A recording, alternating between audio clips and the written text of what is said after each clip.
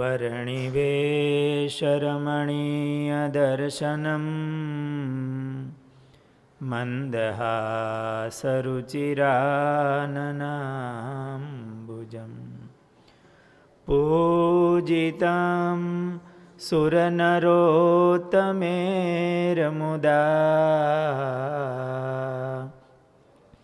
धर्मनन्दनमहं विचिन्तये।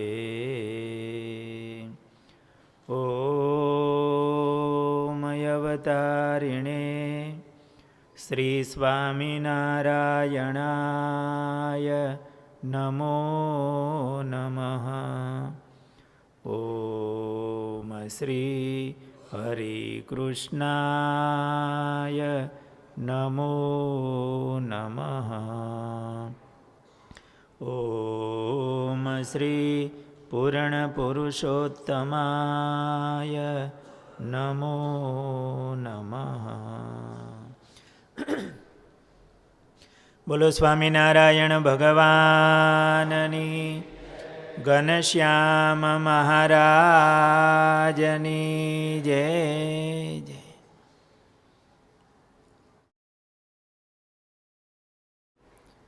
महाराज બુટોલપુરથી ઉત્તર તરફ પોખરાના માર્ગે વિકટવનમાં ગીચ ઝાડી વચ્ચે ચાલી રહ્યા છે. અનેક પ્રકારના હિંસક જનાવરો છે. આ ખૂબ ઘાટું જંગલ છે.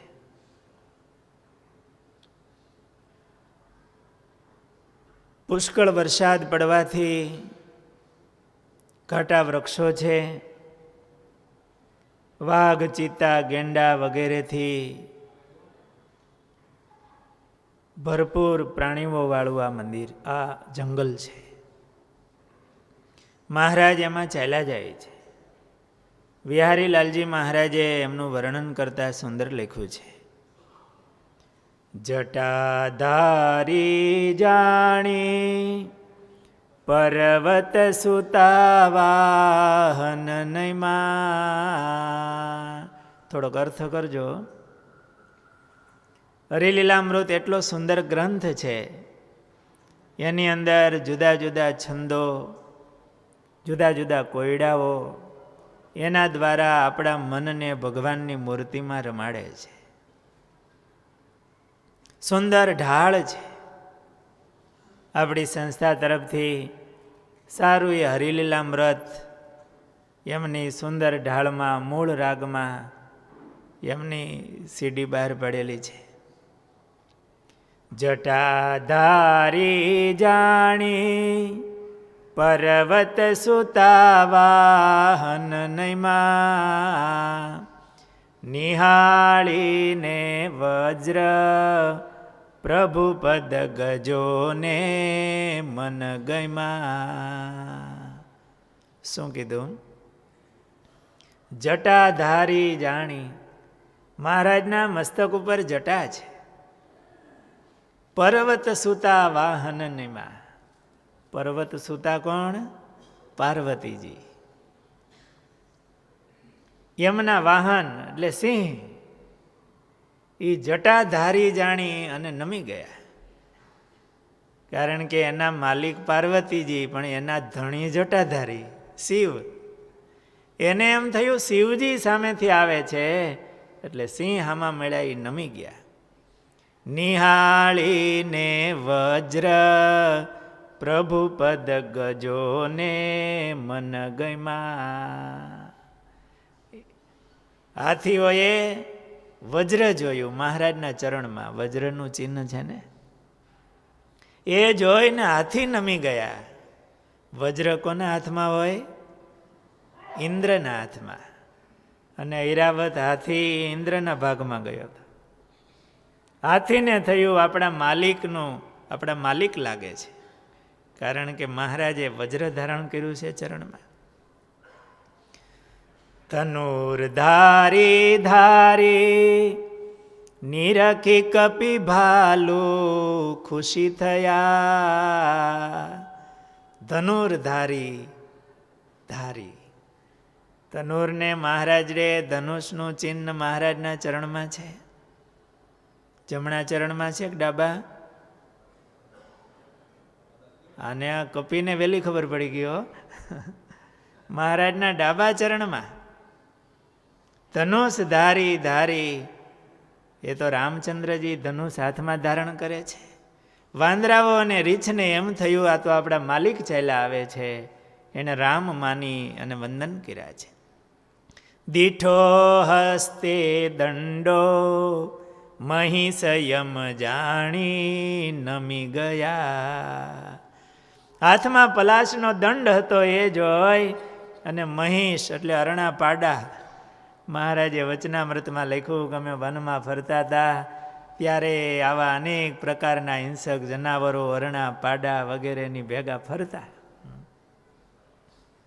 પોતાના માલિક યમ જાણી અને એ નમી ગયા.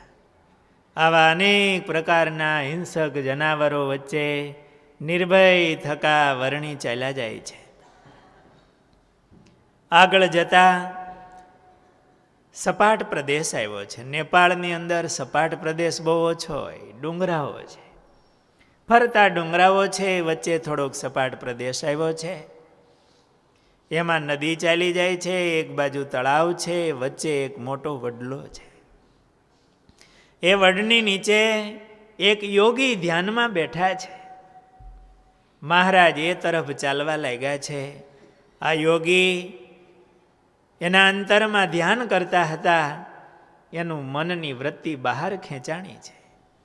એની આંખો ઉઘડી ગઈ છે. થોડે દૂર નજર કરી, ત્યાં વરણીને ચાલ્યા આવતા જોયા. આજે ગોપાળ યોગી ઊભા થયા અને સામે ચાલ્યા છે. એનું મન, એનો જીવ ખેંચાયો છે. આ બાજુ વર્ણિરાજ પણ ઉતાવળા ઉતાવળા માંડ્યા છે ચાલવા. બે સામે મળ્યા છે. નિષ્કુળાનંદ સ્વામીએ વર્ણન કર્યું છે. ત્યારે ઊભા થઈ યોગી રાય રે, મળ્યા હેત યાણી ઉર માય રે.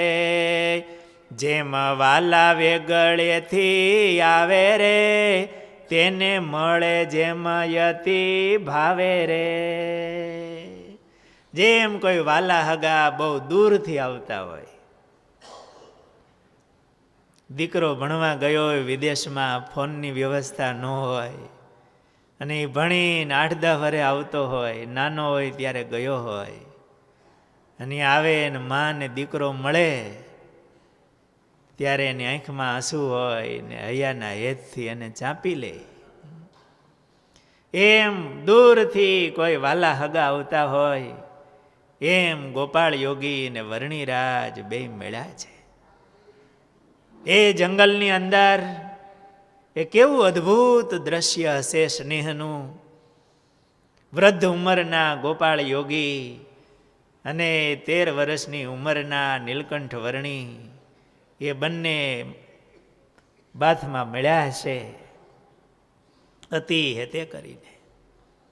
ગોપાળ યોગી અતિ ભાવથી વર્ણીને આવકારો આપ્યો છે. વડલા નીચે ગોપાળ યોગીની ઘાસની કુટીર છે, ઓટો હશે, ત્યાં બેઠા હશે. આ ગોપાળ યોગીની વૃદ્ધ ઉંમર હતી. એની સફેદ દાઢી હતી, સફેદ જટા, એક કોપીન ઉપર જીર્ણ આચ્છાદન વસ્ત્ર હતું. એમની પાસે એક મૃગચર્મ હતું, ગીતાજીનો ગુટકો હતો. સાદી ઝૂંપડી અને નિસ્પૃહી હતા. ગીતાજીનો પાઠ કરતા અને કૃષ્ણનું ભજન કરતા.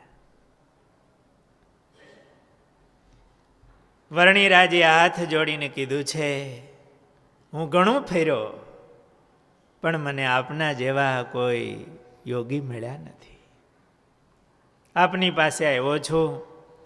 મને ધ્યાન કરવાનો અભ્યાસ છે, પણ હઠયોગનો અભ્યાસ નથી. અહીં અષ્ટાંગ યોગ શીખવાની ઈચ્છાથી આવ્યો છું. કૃપા કરીને મને આપનો શિષ્ય માનો. આપ જેમ કહેશો એમ હું કરીશ. મારે હાથ જોડી વિનમ્રતાથી ગોપાળ યોગીના ચરણમાં વંદન કરી અને વાત કરી છે. ગોપાળ યોગી પણ રાજી થયા છે કે આ વર્ણી પવિત્ર અને નિષ્કપટ છે, મારું હૃદય ક્યાંય ખેંચાય નહીં, આજે આ વર્ણીમાં ખેંચાય છે. આવું જાણીને યોગીરાજ ગોપાળ યોગી પ્રસન્ન થયા. હૃદયમાં અતિશય દયા લાવીને હેતથી, સરળ ચિત્તથી, વાત્સલ્ય ભાવથી ગોપાળ યોગી નીલકંઠ વર્ણીને યોગ શીખવાડવા લાગ્યા. પેલા અઠયોગનું જે શાસ્ત્ર આવે એ શાસ્ત્રનું જ્ઞાન મહારાજને આપ્યું છે. ત્યાર પછી અઠયોગની ક્રિયાઓ નેતિ, બસ્તી, નવલી, કુંજરી વગેરે, ધોતી, ત્રાટક, એ બધી ક્રિયાઓ શીખવાડી છે. એમની સાથે સાથે યમ, નિયમ, આસન, પ્રાણાયામ, પ્રત્યાહાર, ધારણા, ધ્યાન, ત્યાં સુધીના અંગો અને એનું ફળ સમાધિ વગેરે ગોપાળ યોગી વર્ણીને શીખવાડે છે. મહારાજ એ વડલા નીચે ગોપાળ યોગી પાસે સામે બેઠા હશે. ગોપાળ યોગી આસનો, આ ક્રિયાઓ બધું શીખવાડતા હશે. મહારાજ અતિ ભાવથી શીખવાડતા હશે. ગોપાલ યોગીનો વાત્સલ્ય ભાવ. મહારાજ જે શીખવાડે, જે સાંભળે એ કરી બતાવતા. ગોપાળ યોગીને પણ થયું, એ વિચારવા લાગ્યા, જોઈ ગુરુ કરે છે વિચાર રે, નોય મનુષ્ય આ નિરધાર રે. આ કોઈ મનુષ્ય હોય એવું લાગતું નથી. આ બધી કઠિન ક્રિયાઓ છે, યોગ છે, અને એકદમ સહજતાથી તુરત શીખી જાય છે. આ તો કૃષ્ણ છે ગોલોકપતિ રે, આવ્યા છે પોતે ધરી મૂર્તિ રે. આવો હું જે અતિ નિસપ્રેહ રે, મને ન થાય બીજે સ્નેહ રે. માટે જાણું છું જરૂર કૃષ્ણ રે, એવે ભાવે કરે નિત્ય દ્રષ્ણ રે. શિષ્ય છે છતાંય અંતરમાં ભાવ મીંડો થવા કે આ કોઈ કૃષ્ણ હોય એવું લાગે છે, નહીતર મારું મન મને કૃષ્ણ વિના બીજે હેત ન થાય. મહારાજ યોગ ક્રિયાઓ કરે છે, શરીરને નીચોવી નાખ્યું છે મહારાજે. સાથે મહારાજ તપશ્ચર્યાઓ કરે છે. શીત ઉષ્ણ ને મેઘની ધાર રે, સહ્યુ સર્વે શરીર મોજાર રે. શીતકાળમાં મહારાજ ખુલ્લા શરીરે ઠંડીમાં બેસે છે. વરસાદની ધારાઓ મહારાજ સહન કરે છે. ઉનાળામાં મહારાજ તાપ સહન કરે છે. 1 વર્ષ મહારાજ અહીંયા રહ્યા છે ગોપાળ યોગી સાથે. કુટીર હતી, છતાંય મહારાજ આવી તપશ્ચર્યાઓ કરે. આપણે મહારાજની મૂર્તિ સંભાળતા હોય ત્યારે આ ધારીએ. વરસાદની ધારામાં મહારાજ ખુલ્લા બેસતા હશે. ઠંડીમાં મહારાજ ખુલ્લા શરીરે ઠંડી સહન કરે, ગરમી સહન કરે. એમાં તપ કરે વન માયા રે, અતિ ધીરજ પર્વત પ્રાય રે. મહારાજ દરરોજને માટે વનમાં જાય, કંઈ કંદમૂળ ફળ લાવે છે, ગુરુને અર્પણ કરે છે. ગોપાલ યોગી અને વર્ણિરાજ બંને હેતે કરીને સાથે બેસી આ કંદમૂળ, ફળફૂલ વગેરેનો આહાર કરે છે. મહારાજ આદર્શ શિષ્ય બન્યા છે. ગોપાળ યોગીના હૃદયમાં પણ એવો ભાવ છે, પૂજ્ય ભાવ ને વાત્સલ્ય ભાવ છે. એ સમયે સપાટ પ્રદેશ હતો, થોડું ઘાસ હોય એટલે ઘણા ગોવાળો પણ, પશુપાલકો પણ ત્યાં આવીને રહેલા. એમણે ઊંચા કાંટાની વાડો કરીને વાડા કરેલા, એમાં એની ગાયો વગેરે રાખતા હોય. એકવાર એ બધા પશુપાલકો ભેળા થઈ ગોપાળ યોગી પાસે આવ્યા છે. વર્ણી ત્યાં બિરાજે છે. એમણે હાથ જોડીને પ્રાર્થના કરી છે કે તમે બંને યોગીઓ બહુ સમર્થ દેખાવ છો. તમારું નામ ગોપાલ છે. અહીંયા હિંસક જનાવરોનો ત્રાસ છે, વાઘ વગેરેનો. અમારી ગાયોને મારી નાખે છે. અઠવાડિયામાં 2-3 પ્રસંગો એવા બને છે. અમારું એ ધન છે, એ નાશ પામે છે. કંઈક તમે કૃપા કરો. ગોપાળ યોગી મનમાં થયું કે એમાં આપણે શું કરીએ? સિંહ આવતા હોય, વાઘ આવતા હોય. મહારાજ બાજુમાં બેઠા હતા.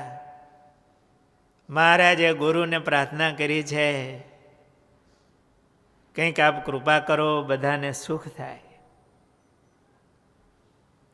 પશુપાલકોની ભાવના જોઈ અને મહારાજે ગોપાળ યોગીને કીધું છે કે ગુરુ મહારાજ, આ તમારો શંખ છે ને, એ તમે શંખ વગાડો. એટલે શંખનો જ્યાં સુધી ધ્વનિ સંભળાશે એટલા વિસ્તારમાંથી હિંસક પશુઓ જતા રહેશે. ગોપાળ યોગીએ નીલકંઠ વર્ણીના કહેવાથી શંખ વગાડ્યો છે અને જેટલા વિસ્તારમાં શંખ સંભળાયો એટલા વિસ્તારમાંથી હિંસક જનાવરો દૂર થયા છે. ત્યારથી બધા પશુપાલકો નિર્ભય થયા છે. એની ગાયોનો શિકાર થતો બચ્યો છે, એ બહુ રાજી થયા. દરરોજ ગોપાળ યોગીને વર્ણિરાજ માટે દૂધ લાવે છે, ક્યારેક ચોખા લાવે ખીર કરવા માટે. પણ આ બંને યોગીઓ એવા હતા, રસકસ તો એમને જોતા નહોતા. થોડું ક્યારેક એને રાજી કરવા ગ્રહણ કરે, બાકી પાછું આપે છે. મહારાજ કંદમૂળ લઈ આવે, એ બંને સાથે મળીને જમે છે. મહારાજ યોગ શીખતા, સમય વધે તેમાં નિત્ય ગીતાજીના 2જા અધ્યાયનો પાઠ કરતા. 2જા અધ્યાયમાં આત્માના લક્ષણો કીધા છે. મહારાજ એમનું મનન કરતા, પાઠ કરતા. એ અભ્યાસ કરતા કરતા વિશુદ્ધ આત્મદર્શન મહારાજને થયું છે. પોતાના આત્માને બ્રહ્મરૂપની ભાવના કરી અને પોતે બ્રહ્મનિષ્ઠ બન્યા છે, બ્રહ્મ સ્વરૂપ બન્યા છે. અખંડ અવિચળપણે આત્મનિષ્ઠા મહારાજની સ્થિર થઈ છે. ગોપાળ યોગીને હાથ જોડીને કીધું છે, ભગવાનની કૃપાથી, તમારી કૃપાથી મને હવે મારા આત્માનું દર્શન થાય છે અને અખંડ આત્મસ્થિતિમાં સ્થિર રહેવાય છે.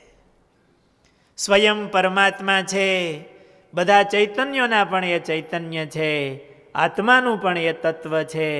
છતાં પણ મને અને તમને શીખવાડવાને માટે મહારાજ આટલું આત્મચિંતનનો અભ્યાસ કરે છે અને ગુરુની આગળ એવા વિનમ્ર ભાવથી કહે છે કે તમારી કૃપાથી, ભગવાનની કૃપાથી મને આ સિદ્ધ થયું છે. સહજ પણ અહંકાર દેખાતો નથી. મહારાજને આત્મદર્શન થયું.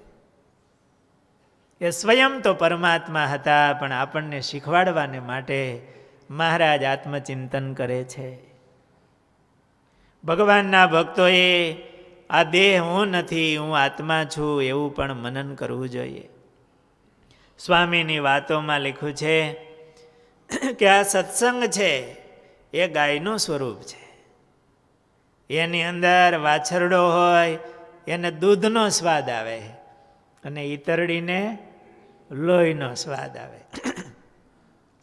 એમ લોહીનો સ્વાદ શું અને દૂધનો સ્વાદ શું? આપણે શેનો સ્વાદ લેતા હશું? આ સત્સંગમાં તો છીએ. તો સ્વામીએ વાતોમાં એવું કીધું કે નિજાત્માનમ બ્રહ્મરૂપમ દેહત્રય વિલક્ષણમ વિભાવ્યતેન કર્તવ્યા ભક્તિ કૃષ્ણસ્ય સર્વદા. પોતાના આત્માને બ્રહ્મરૂપ માની અને સર્વકાળમાં ભગવાનની ભક્તિ કરવી. સ્વામી કે આ દૂધનો સ્વાદ છે. આપને સત્સંગ મળ્યો છે, એમાં દૂધનો સ્વાદ લેતા શીખવું. અને આ સત્સંગની અંદર માન મોટાઈ પ્રસાદ, એ લોહીનો પ્રસાદ એટલે એનો તો મહિમા છે, પણ સ્વાદ, માન મોટાઈ વગેરે એ પણ આ સત્સંગમાં બધું મળે છે, સુલભ છે. એ લોહીનો સ્વાદ છે. અને પોતાના આત્માને બ્રહ્મરૂપ માની ભગવાનની ભક્તિ કરવી એ દૂધનો સ્વાદ છે. આપણે મનન કરવું જોઈએ, આ દેહ હું નથી, હું આત્મા છું. સ્વામીએ વાતોમાં કીધું કે ધ્યાન કરે, કથા કરે, સેવા કરે, પણ હું દેહ નહીં આત્મા છું એમ ન વિચારે તો મોટી ખોટ છે. સ્વામી એવું કહેતા, શાસ્ત્રીજી મહારાજ, કે જેમ આપણે સ્વામિનારાયણ સ્વામિનારાયણ સ્વામિનારાયણ માળા કરી છે, એમ એવી પણ માળા કરવી કે આ દેહ હું નથી, હું આત્મા છું. આ દેહ હું નથી, હું આત્મા છું. આ દેહથી જુદું પડવું. આપણે જગતના જીવ નથી, આપણે ભગવાનના ભક્ત છીએ. આવા દિવ્ય સત્સંગનો યોગ મળ્યો છે. અને સત્સંગ જ એને કહેવાય કે જે આત્માનો પરમાત્માનો સંગ કરે, આત્માનો સંગ કરે, સત્શાસ્ત્રનો સંગ કરે, સાધુનો સંગ કરે, એને સત્સંગી કહેવાય. સત્સંગ, આત્માનો સંગ, એનું નામ સત્સંગ. તો એનું મનન થાય અને એનાથી જુદું પડાય. આ સત્સંગનો એવો પ્રતાપ છે, જો આ દૂધનો સ્વાદ લે તો એ ગામડાના અભણ માણસ હોય, ભણ્યા ન હોય, છતાંય જૂના સંતો વાતો કરતા, કોઈ એને પ્રશ્ન પૂછે, કોઈ મહાત્મા એવા હશે ને પૂછ્યું કાયાનું કલ્યાણ કેમ થાય? તો આહિરના છોકરાએ કીધું કે બાજરાનો રોટલો ખાઈ લઈને છાશ પી લઈ એટલે કાયાનું કલ્યાણ. એને થોડું અપમાન જેવું લાગ્યું. મને આવો જવાબ આપ્યો. એના બાપાને વાત કરીએ, સત્સંગી હતા, એણે કીધું મહારાજ એ સાચું છે, દીકરો બોલ્યો એ તમે આત્માનું કલ્યાણ કીધું હોત તો એ વાત કરત, બાકી કાયાનું કલ્યાણ તો આમ થાય. ગામડાના અભણ માણસ હોય, એના છોકરા હોય, પણ સત્સંગનો પ્રતાપ એવો કે એને આ દેહ ને આત્મા જુદો પડે. આ જગતમાં આપણને કોઈ યાદી આપનારું નથી. આપણે જ આપણું મનન કરવું કે આ દેહ હું નથી, હું આત્મા છું.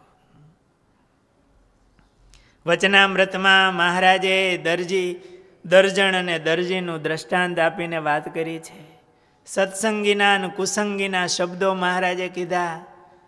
આ મારી વાડી, આ મારી ઘોડી, આ મારી નાત વગેરે મહારાજ કે કુસંગીના શબ્દો છે. આપણા હૃદયમાં તો આ હું આત્મા છું, હું ભગવાનનો છું, એના હૃદયમાં એવો ભાવ હોય. મહારાજે અંત્યના છેલ્લા વચનામૃતમાં કીધું કે અમારા ભક્તોએ આત્મા અને પરમાત્માનો વેગ લગાડી દેવો. આત્માના ગુણો અને ભગવાનનો મહિમા એનો વેગ લગાડવો. આ સ્વયં પરમાત્મા છે, નીલકંઠ વર્ણી. આટલી યોગ સાધનાઓ સાથે તપશ્ચર્યાઓ કરે છે. સમય મળે એમાં ગીતાજીના બીજા અધ્યાયનો પાઠ કરે છે. આત્માના લક્ષણો એનું મનન ચિંતન કરી પોતાની ઇન્દ્રિયો અંતઃકરણની વૃત્તિને પાછી વાળી આત્મ સ્વરૂપમાં સ્થિર કરી અને આત્મનિષ્ઠ બન્યા છે. મહારાજ યોગ શીખા, ગુરુને કંઈક દક્ષિણા આપવી જોઈએ ને. એ નિર્મળ હૃદયના નિરોગી યોગી હતા. મહારાજે ગોપાળ યોગી ઉપર દ્રષ્ટિ કરી છે. એમને પણ પોતાનું આત્મદર્શન થયું અને એ આત્મદર્શનની અંદર એમને પરમાત્માના દર્શન થયા અને એ નીલકંઠ વર્ણી સ્વયં પરમાત્મા છે એવું એમને દર્શન થયું અને મહારાજના સ્વરૂપમાં એમની વૃત્તિ જોડાણી. એમને નિશ્ચય થયો કે સ્વયં કૃષ્ણ આ બ્રહ્મચારીનું રૂપ લઈ અહીં દર્શન દેવા માટે પધાર્યા છે, મારું કલ્યાણ કરવા માટે પધાર્યા. એમ નિશ્ચય કર્યો નિરાધાર નારાયણ તે આ બ્રહ્મચાર. એવા જાણી પછી ધર્યો ધ્યાન, ચોટી વૃત્તિ મૂર્તિમાં એકતાન. એવો નિશ્ચય થયો અને વર્ણિની મૂર્તિમાં એમણે મન જોડ્યું. એની વૃત્તિ મહારાજની મૂર્તિમાં સ્થિર થઈ. એને દેહની વિસ્મૃતિ થવા લાગી.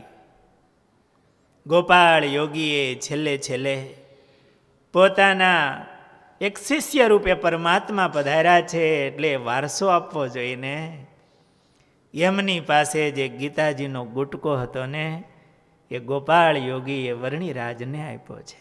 બીજું તો કાંઈ હતું નહીં એમની પાસે. એક કોપીન ઉપર આચ્છાદન વસ્ત્ર હતું, એ તો જીર્ણ હતું. અને સંત પાસે બીજી શું સંપત્તિ હોય? સાચા સંત હતા.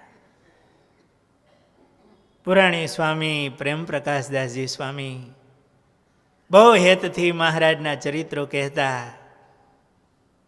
સ્વામીને ધામમાં જતા પહેલા બાપાલાલભાઈના રૂમ છે એમાં સ્વામીનો છેલ્લે ઉતારો રહેતો પુરાણી સ્વામીનો. ધામમાં જતા પહેલા થોડા 4-5 દિવસો પહેલા જ સ્વામી પાસે આવ્યા રૂમમાં. અને સ્વામીએ જે લેખો લખ્યા સત્સંગની શુભ વાર્તાઓ,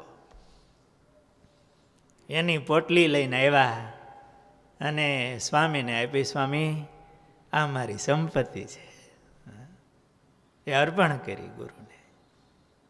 ને જ્યારે પુરાણી સ્વામી ધામમાં ગયા ત્યારે સ્વામીએ છેલ્લી આરતી ઉતારી ત્યારે સ્વામી એવું બોલ્યા હતા, આ એક સાચા સાધુ ગયા.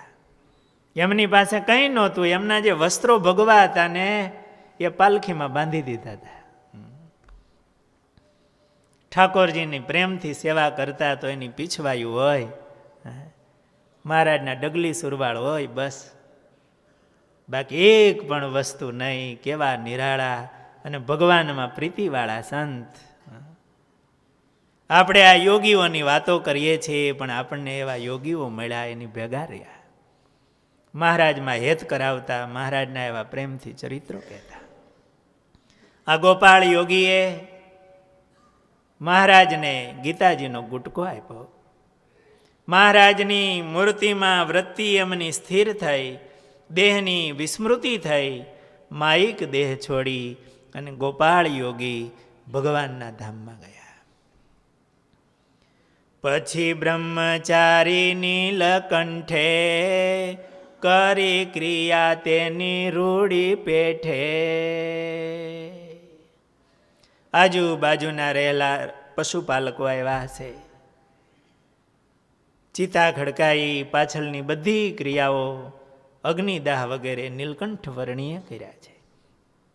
એ યોગી કેવા ભાગ્યશાળી હશે કે સ્વયં પરમાત્મા એમની સાથે 1 વર્ષ રહ્યા. એમની ઉત્તર ક્રિયા પણ સ્વયં પરમાત્માએ કરી. મહારાજ આ બધી ક્રિયાઓ કરતા હશે, એનું આપણે દર્શન કરીએ, ચિંતન કરીએ. પશુપાલકોને પણ અતિ હેત થયેલું. મહારાજે જવાની તૈયારી કરી.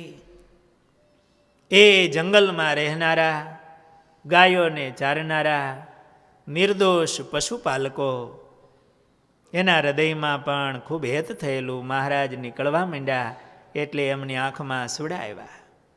ભારે હૃદયે રજા આપી, વિદાય આપી. અહીંયા મહારાજ 1 વર્ષ રહ્યા.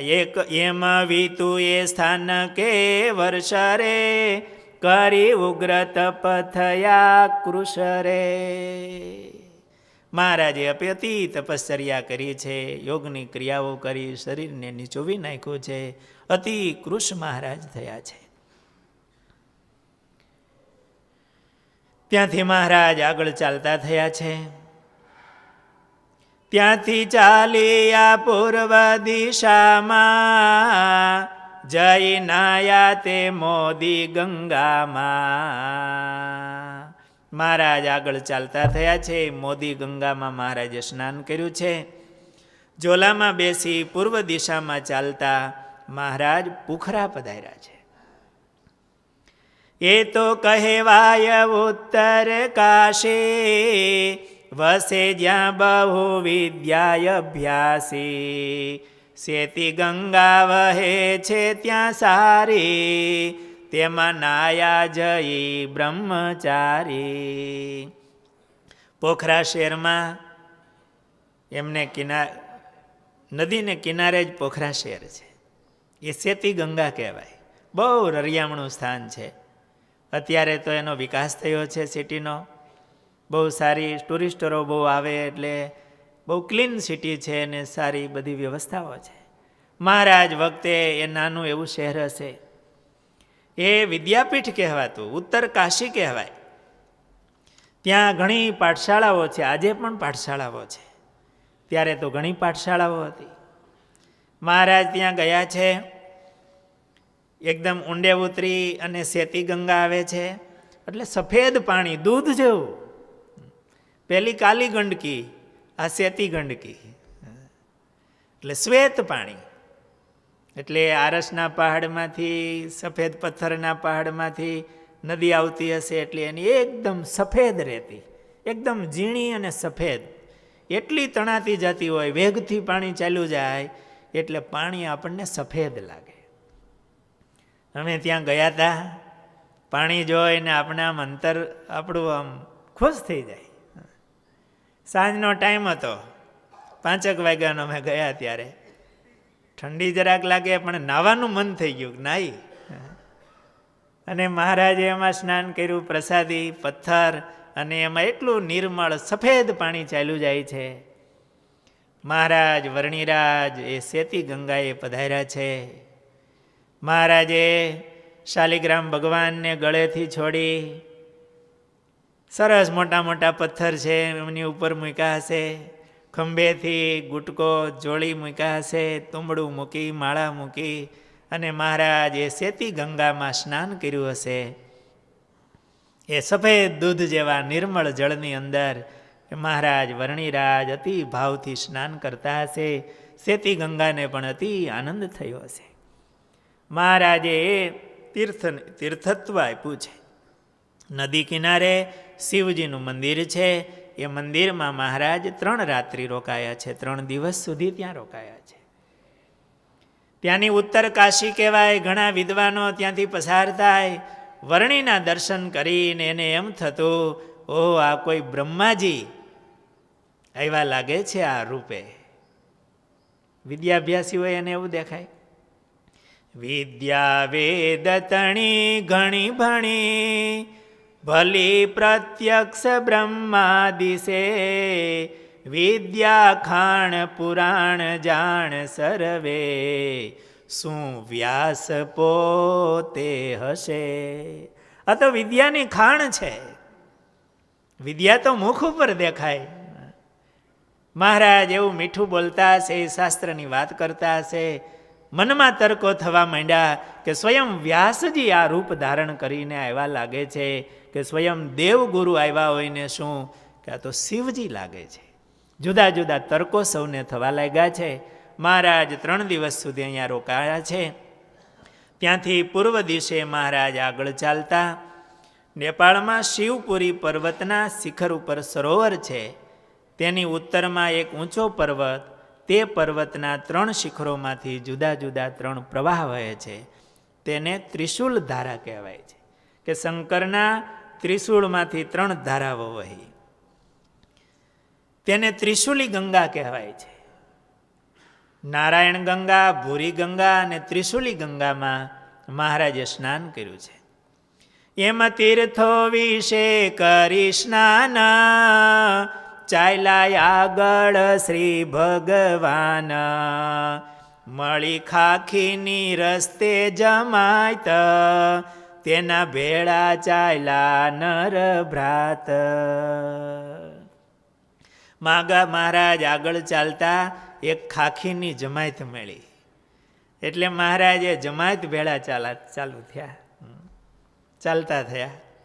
કેવા લાગતા હશે મહારાજ? એ જમાયતના બધાય બાવા સાધુઓ છે એની ભેગા મહારાજ વર્ણિરાજ ચાલ્યા જતા હશે. અને મહારાજનો ખાખીનો વેશ હતો. મુક્તાનંદ સ્વામીએ કાગળમાં લખ્યું, ખાખીને વેશે એક બ્રહ્મચારી આવ્યા છે. આ ખાખી સાધુ સંતો અત્યારે ઘણા હોય ને, એને વર્ણિનો જેવો જ વેશ હોય, એક ધોતિયું આમ હાથમાં તુંબડું હોય, એને ઊંચી કક્ષાના હોય, એને જ આ કમંડળ હોય, બાકી ધાતુના હોય. એના નિયમો જાણવા જેવા છે, ચોખ્ખાઈ બહુ હોય. મહારાજે ખાખીની જમાત વેળા મહારાજ ચાલતા થયા. આગળ ચાલતા એ પહાડી પ્રદેશની અંદર વચ્ચે એક ગોરખા રાજાનું રાજ આવ્યું. કહેતા કાઠમંડુ આવ્યું છે. આધારાનંદ સ્વામીએ ગોરખા રાજાનું રાજ એવું લખ્યું છે. મહારાજ કાઠમંડુ પધાર્યા છે. એ કાઠમંડુની અંદર પૃથ્વીનારાયણ શાહનો પૌત્ર રણબહાદુર એ ગાદી ઉપર હતા. એને અસાધ્ય દર્દ થયેલો. રાજ્યમાં આવેલા બધા મંદિરના પૂજારીઓ, બ્રાહ્મણો તેમજ રાજ્યમાં સાધુ સંતો આવતા એમને પોતાના દર્દ નિવારણ માટે બોલાવતો. પોતે ધાર્મિક હતો, મંદિર બાંધેલા. આ દર્દ થયું આવું, મને દર્દ થયું, મારું દર્દ મટાડો. બધાને બોલાવે, આગતા સ્વાગતા કરે. મંત્રોપાસનાથી કેન પ્રકારે તેનું દર્દ કોઈ મટાડતા નહીં. ત્યારે એને કેદ કરતા કે મને કોઈ ઔષધ આપો અથવા તો કંઈક મંત્રો ભણો, પણ મારું દર્દ મટાડો. મટાડી ન શકે એટલે જેલમાં પૂરી દે. ભેખમાં ભગવાન માની ને એને સદાવ્રત બાંધેલું, ક્યારેક કોઈ મારું દર્દ મટાડશે, અતિ ભાવથી એનું સ્વાગત કરતો, પણ પછી જેલમાં પૂરી દે.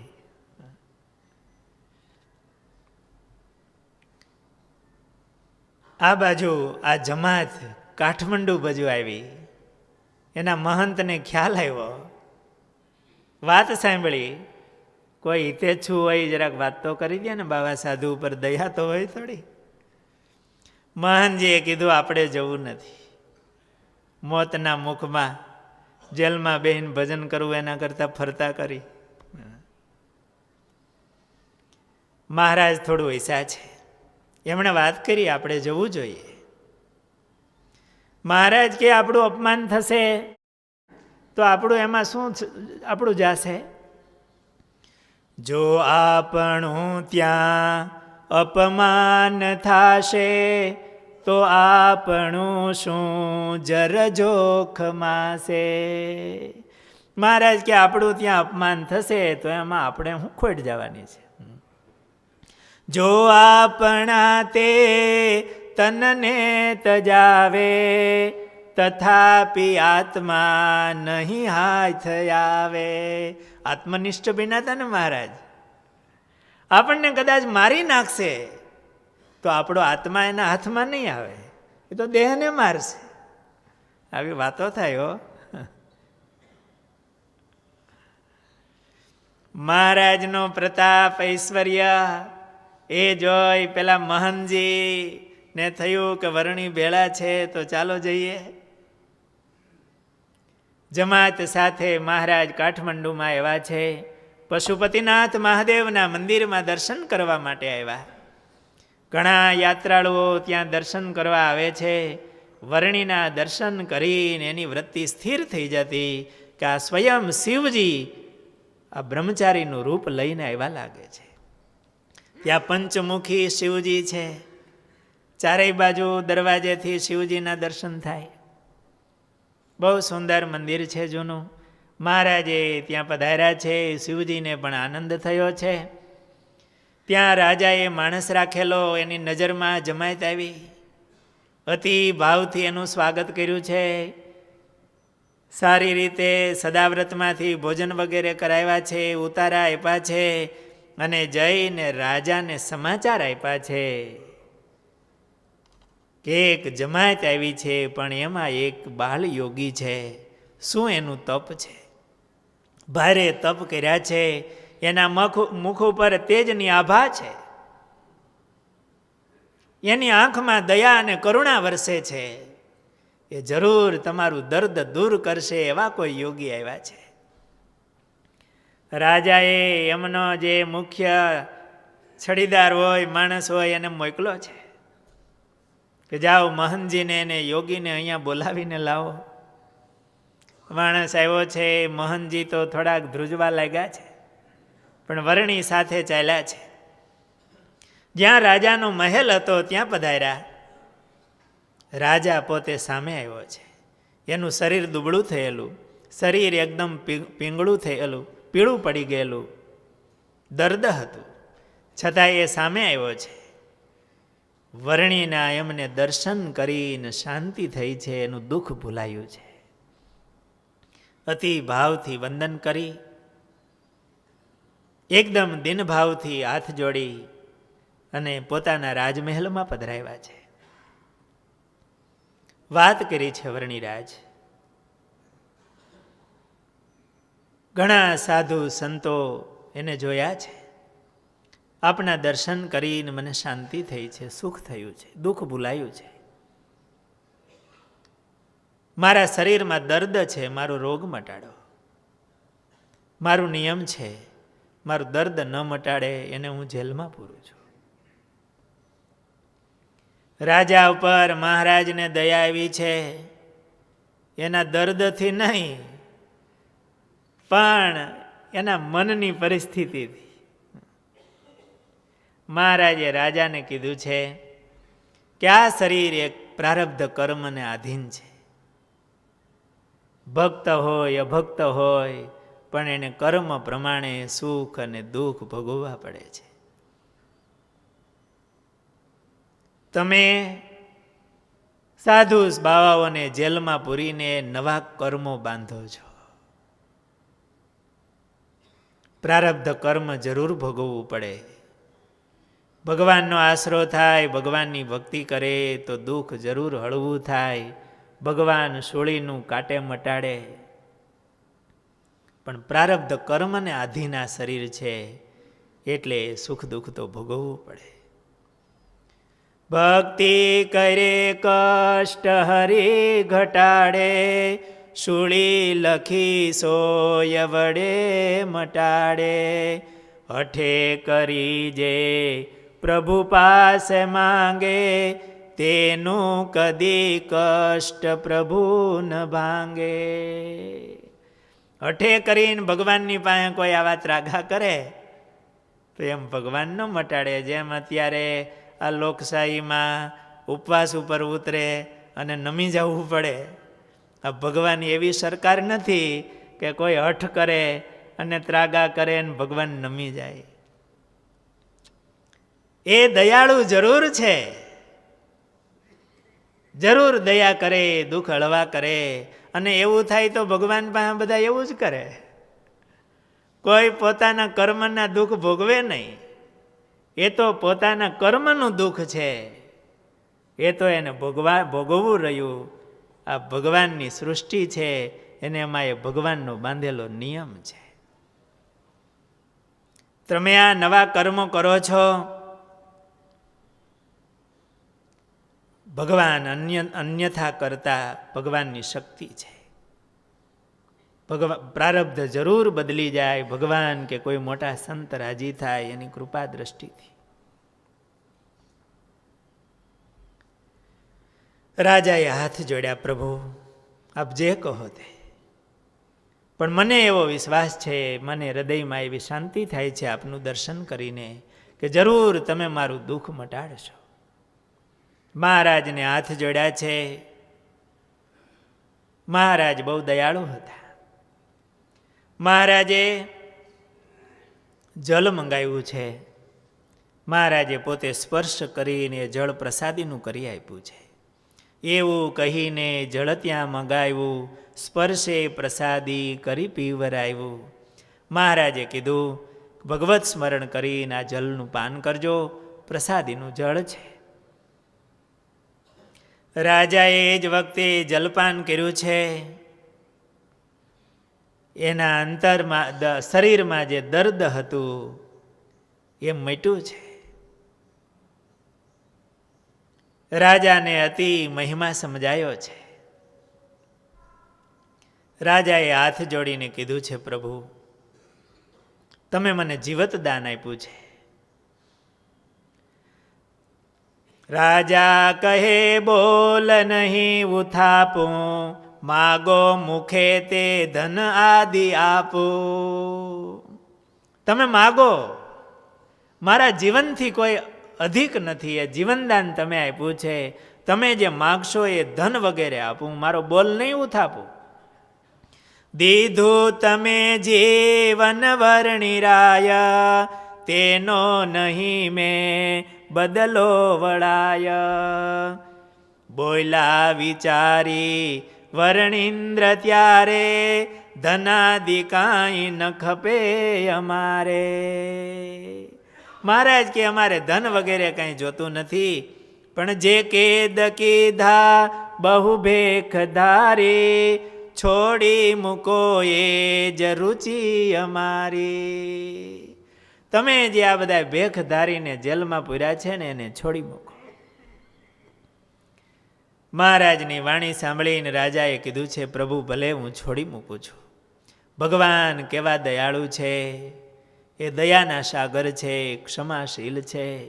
આપણને ભગવાન પોતાના જીવન દ્વારા શીખવાડે છે કે આપણા હૃદયમાં કેવી લાગણીઓ જોઈએ, બીજાના દુઃખ છોડાવવાનું કેવી લાગણી ભાવના જોઈએ. રાજાને અતિ ભાવ થયો છે, અતિ આગ્રહ કર્યો છે. એનો ભાવ ભક્તિ જોઈને મહારાજ 1 મહિના સુધી ત્યાં કાઠમંડુમાં રોકાયા છે. રાજાના સદાવ્રતમાં ભોજન કરતા મહારાજ, બધા જમાત સાથે મહારાજ રહ્યા છે. પછી એક દિવસ રાત્રે મહારાજ એકલા નીકળી ગયા છે. રાજાને અને જમાતને છોડીને મહારાજ ચાલતા થયા છે. આગળ જતા ઉત્તર તિબેટ તરફ મહારાજ ગયા છે. ચીન તરફ મહારાજે નજર કરી છે. ત્યાંથી મહારાજ પાછા વળીને નેપાળમાં મહારાજ આવ્યા છે. આગળ ચાલતા બાંસી નામે એક શહેર છે, ત્યાં મહારાજ આવ્યા. આ બાંસી શહેરથી થોડે દૂર એક સુંદર નદી હતી. મહારાજ દરરોજ નદીએ સ્નાન કરવા જતા. નિર્મળ નીર શ્રીહરિને બહુ ગમતું. કિનારે બાગ બગીચા હતા. હજારો પંખીઓ રહેતા. કમળોથી ભૂમિ શોભતી. મહારાજ ત્યાં જઈને યોગની ક્રિયાઓ કરતા. હમણાં ગોપાળ યોગી પાસે બધું શીખા છે. એટલે મહારાજ નદી કિનારે એકાંતમાં બેસી, નિર્મળ જળ ચાલ્યું જતું હોય એમાં મહારાજ બધી યોગની ક્રિયાઓ કરતા. મહારાજને સ્થાન બહુ ગમ્યું છે. ઘણા દિવસ વીતી ગયા. એક દિવસ મહારાજ નદી કિનારે યોગની ક્રિયાઓ કરીને મહારાજ ધ્યાન કરતા હતા. એ વખતે રાજાના 2 નોકર ત્યાં આવ્યા. મહારાજની કોઈ મર્યાદા રાખ્યા વિના એમણે આવીને બંદૂકમાંથી ગોળી મારી અને પંખીઓએ અપાર ચીસો પાડી. અનેક પંખીઓ બેઠા હતા એ તરફ એમણે ગોળી મારી. પંખીઓની મરણ ચીસો સાંભળીને મહારાજની આંખ ખુલી ગઈ. એ કેટલાય પંખીઓના પ્રાણ નીકળી ગયા હતા. મહારાજ બહુ દિલગીર થઈ ગયા. મુખથી રામ રામ રામ રામ રામ મહારાજ બોલવા માંડ્યા. મહારાજે એ દિવસે ઉપવાસ કર્યો છે. પોતે પાપ કર્યું નથી, પણ આ પાપ જોવાયું છે એટલે મહારાજે ઉપવાસ કર્યો છે. આજે મહારાજે નદીના કિનારાથી થોડા દૂર ચાલ્યા ગયા. એ સ્થળથી મહારાજે શેર પણ છોડી દીધું કે શેરમાં હવે જવું નથી. નદીએ આવીને મહારાજ રહ્યા છે. અડધી રાત વીતી. આજે મહારાજને ઊંઘ નથી આવી. સહજ સંકલ્પ થયો મહારાજને અડધી રાતે, બળ્યું આ શહેર. આટલું મહારાજથી બોલાણું. તુરત વિચાર આવ્યો, આગ લાગે એવો વિચાર ક્યારેય કરવો જોઈએ નહીં. આ સાધુની રીત નથી. પણ મહારાજ એટલું બોલ્યા, બળ્યું આ શહેર. ત્યાં શહેરમાં આગ લાગી. રાજાનો મહેલ જ બળવા માંડ્યો. રાજા રાણી એના પુત્રો બહાર નીકળી ગયા, પણ પેલા 2 નોકર હતા એ બળી ગયા છે. આગ મહારાજે જોઈ એ જ વખતે મહારાજે પાણીમાં જંપલાવ્યું, પોતાનું શરીર બળ્યું છે અને ત્યાં આગ ઠરી ગઈ છે.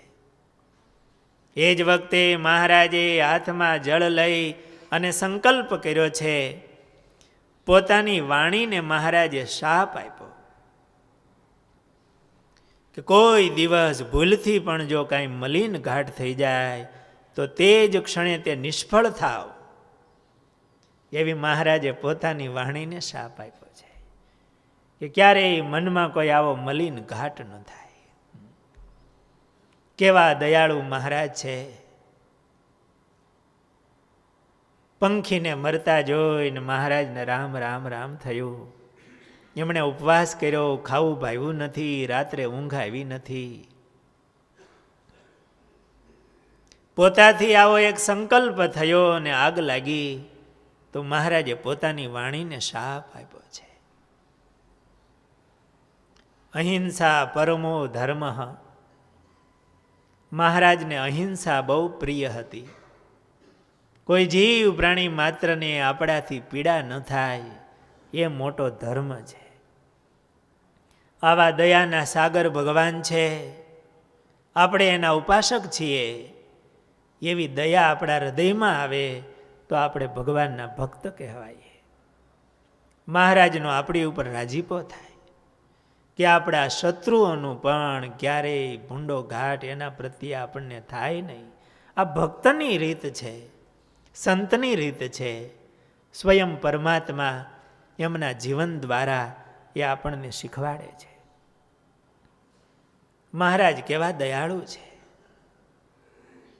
હિંસાને પ્રોત્સાહન ન મળે એવો આપણો જીવન વ્યવહાર પણ જોઈએ.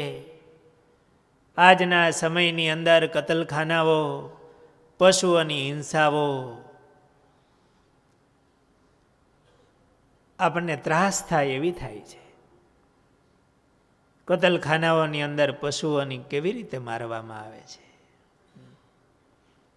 એક વેબસાઇટ છે ગોવેજ, અંગ્રેજોએ બનાવેલી છે. આ વખતે અમેરિકા હતા ત્યારે મુકુંદ સ્વામીએ મને બતાવી હતી કે કતલખાનાની અંદર સ્વામી કેવી રીતે મારવામાં આવે છે પશુઓને. અત્યારના સારા કતલખાનાની વાતો છે. એના એક ઓછા માણસોથી કામ થાય એવું બધું અત્યારે હોય છે. એના એક પગથી એની ક્રેન ઉપર એક પગ લટકી જાય ને ઢોર તરફડિયા મારતું હોય. એને મારવા માટે આમ ઘણ જેવો એના માથામાં આવે, એને મૂર્છા ઢોરને આવી જાય, એની દોરી નસો કાપવામાં આવે. ભૂંડના ઉછેર કેન્દ્રની અંદર એ જે ભૂંડોને મારતા હોય મુસળ લઈને, ગૌશાળાની અંદર ગાયો હોય, એનું નવજાત વાછરડું, એનો ભાવ વધારે હોતો હશે. નવું જન્મેલું બચ્ચું, એની હરાજી થતી હોય અને એ વાછરડાને લઈને જાય ત્યારે ગાય ભાંભરડા નાખતી હોય. આ ખ્યાલ ન આવે એવી રીતે વીડિયા ઉતારેલા છે. એનો આહાર, એનામાંથી બનેલી વસ્તુઓ, એન કે એન પ્રકારે જો આપણે એનો ઉપયોગ કરીએ તો આપણે એને પ્રોત્સાહન આપ્યું કહેવાય. મહારાજનો કેવો દયાળુ સ્વભાવ છે. આપણો પેટનો ખાડો પૂરવા માટે, કોઈ જીવને દુઃખ થાય એવું આપણું વર્તન, આપણું જીવન, આપણી ક્રિયાઓ ન હોવી જોઈએ. મન, કર્મ, વચનથી આપણી વાણી પણ એવી ન હોય કે કોઈને દુઃખ થાય, કોઈને પીડા થાય. આપણા મહારાજ આવા દયાળુ છે કે એમણે આ દ્રશ્ય જોયું અને મહારાજને રામ રામ રામ થયું. ઊંઘ આવી નથી, મહારાજ જેમાં નથી. મહારાજ ગામનો ત્યાગ કરી દીધો છે. મહારાજ ત્યાંથી આગળ ચાલતા થઈ ગયા છે. આગળ મહારાજ ચાલતા, આધારાનંદ સ્વામી એક પ્રસંગ લખ્યો છે કે એક સિંહ મહારાજના ચરણમાં આવ્યો. સંતોએ સિંહ નામ લખ્યું છે, કદાચ વાઘ હશે. એ વિસ્તારની અંદર વાઘ રહી છે. મહારાજના ચરણમાં આવીને આળોટ્યો છે ને મહારાજે એમની સ્વારી કરી. મહારાજ ચાલતા થયા. મહારાજ કે ચાલો વસ્તીમાં જઈએ. આવો સંકલ્પ થયો. ત્યાં તુરત મહારાજને વિચાર આવ્યો કે આ સિદ્ધની રીત નથી, આ તો પાખંડની રીત છે. આવી સિદ્ધિઓ દેખાડવી તે પાખંડની રીત છે. જેને ભગવાનની આશા છે તેના સમાન બીજો કોઈ સિદ્ધ ગણાય નહીં. જેને પોતાને પૂજાવાની આશા હોય છે તેને સિદ્ધ જાણવો નહીં. મહારાજ એમની ઉપરથી નીચે ઉતરી ગયા. સુંદર આધારાનંદ સ્વામીએ એક ચોપાઈ લીખી છે, મહારાજનો ભાવ લખ્યો છે એમણે. સબ બડતા મેં બડતા એ હા, હરિપદ એક કરનાને હા. સબ બડતા મેં બડતા એ હા, બધી મોટાઈમાં મોટાઈ એ છે હરિપદ એક કરના નેહા. ભગવાનના ચરણમાં હેત કરવું ને એ જ મોટામાં મોટી મોટાઈ છે, મોટામાં મોટું પદ છે. સબ બડતા મેં બડતા એ હા, હરિપદ એક કરના નેહા. તાકે સાધન ભયે સબ પૂરે, સો નહીં તબ સબ હી અધૂરે. જેને ભગવાનના ચરણમાં પ્રીતિ થઈ એને બધા સાધન પૂરા થયા, અને એ એક ન થયું તો બધા અધૂરા. ભગવાનનો ભક્ત એ ક્યારેય બીજી મોટાઈ ઈચ્છતો નથી. બીજી મોટાઈને તો એ ઝેર રૂપ માને છે, વિઘ્ન રૂપ માને છે. કદાચ ભગવાન ભૂલાવશે. ભગવાનના ચરણમાં પ્રીતિ કરવી એ જ મોટામાં મોટી મોટાઈ છે, મોટી પદવી છે. એને બધા સાધન પૂર્ણ થયા. મહારાજે કહ્યું કે આવી સિદ્ધાઈ દેખાડવી એ સાચો સિદ્ધ નહીં, એટલે મહારાજે એમને જાતો કર્યો છે. નીલકંઠ વર્ણી પૂર્વમાં ચાલ્યા છે, વિકટ માર્ગે દિશ બાંધીને ચાલ્યા છે, તે સિવાય કોઈ માર્ગ હતો નહીં. પર્વતની ટોચ ઉપર મહારાજ આરોહણ કરી પધાર્યા છે. આદિવરાહ તીર્થે આવ્યા છે મહારાજ. મહારાજની કિશોર અવસ્થા છે, વર્ણીનો વેશ છે. મહારાજના દર્શન કરી અને ત્યાંના જે યાત્રાળુઓ હતા એમને ખૂબ આનંદ થયો છે. મહારાજનું શરીર કૃશ હોવા છતાંય મુખની મોહકતા અલૌકિક હતી. આ તો ચમકનો પહાડ છે ને, એમાં લોઢું ખેંચાય. યાત્રાળુઓ મહારાજની મૂર્તિમાં ખેંચાતા. ચારેય બાજુ વાત ફેલાણી. કોઈ તપસ્વી એક વર્ણી આવ્યા છે, હજુ કિશોર અવસ્થા એમની છે, પણ ભારે તપ કર્યા છે એણે. મહારાજની પાસે આવ્યા છે. મહારાજે એમને વાતો કરી છે. ભગવાન અતિ દયાળુ છે, દર્શનથી તો એમને સંબંધ આપ્યો છે, પણ મહારાજને વાત્સલ્ય ભાવ થયું છે. એક બધા એમના આત્માઓ છે. મહારાજે એમને વાતો કરી છે. મહારાજે ભગવાનના મહિમાની વાત કરી છે. ભાગવતજી વગેરેના પ્રમાણો આપી માનવ દેહની દુર્લભતાની અને એમાં ભગવાનનો આશરો કરીને એમની ભક્તિ કરવાની મહારાજે વાતો કરી. મહારાજની વાતો સાંભળી મિથ્યા ગુરુની એમને સમજ પડી છે. નહીતર આ જગતમાં બધા જીવોને તો શું જ્ઞાન હોય ભાઈ અધ્યાત્મ માર્ગનું? જે મળે ને જે વાતો કરે એ સાચું. કોઈ સાચો મળે ને દ્રષ્ટિ આપે ત્યારે એમની દ્રષ્ટિ ખુલતી હોય, બાકી તો અજ્ઞાન જ હોય. મહારાજની પાસે બેસવાથી એમની દ્રષ્ટિ ઉઘડી છે. યમદૂત અને કાળનો એમને ભય લાગવા લાગ્યો. ભગવાનની શરણે થઈને ભક્તિ કરવાનું એને મન થવા લાગ્યું છે. યથાર્થ એમને જ્ઞાન થયું. શ્રી હરિને શરણે થયા છે. એમણે ફેલ ફિતુર છોડ્યા છે અને ભગવાનનું ભજન કરવા લાગ્યા. આદિવરાહના દર્શન કરી મહારાજ અહીંયા 3 દિવસ રોકાયા છે. આ સ્થાનને વરાહ ક્ષેત્ર પણ કહેવાય છે. નેપાળ રાજ્યના કોસી નદીના કિનારા ઉપર ધવલગીરી શિખર ઉપર આ વારાહ ક્ષેત્ર છે. મંદિરમાં વારાહ ભગવાનની ચતુર્ભુજ મૂર્તિ છે. મંદિરની પાસે જ એક ઠોબરા એટલે કોકા નદી છે, જેનું જળ વરાહ ભગવાનને રોજ ચડાવવામાં આવે છે. કાર્તિકી પૂર્ણિમાનો અહીં મેળો ભરાય છે. અહીંયા મહારાજ 3 દિવસ રોકાયા છે અને અહીંથી મહારાજ પૂર્વ બંગાળ તરફ મહારાજ ચાલતા થયા છે. મહારાજ વનમાં ચાલ્યા જાય છે. મહારાજની એ કિશોર અવસ્થા, મહારાજની એ મૂર્તિ અનેક જીવોને અભયદાન આપતા, પશુ પંખી વૃક્ષ વેલી માણસ જે મળે એમને એમનું સાનિધ્ય, એમનો સ્પર્શ થતો, દર્શન થતું. આવી રીતે અનેક જીવોના કલ્યાણ કરતાં કરતાં મહારાજ આગળ ચાલ્યા જાય છે. સહજાનંદ સ્વામી મહારાજ